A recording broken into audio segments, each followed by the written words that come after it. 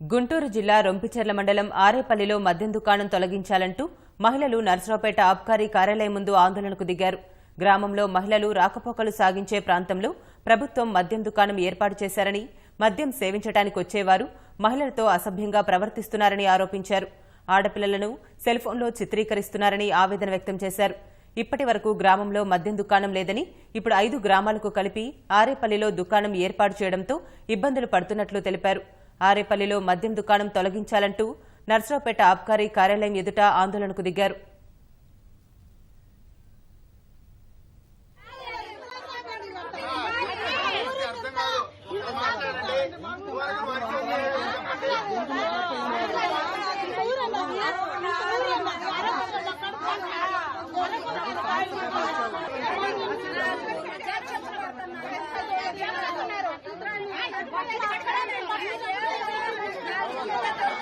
Come on.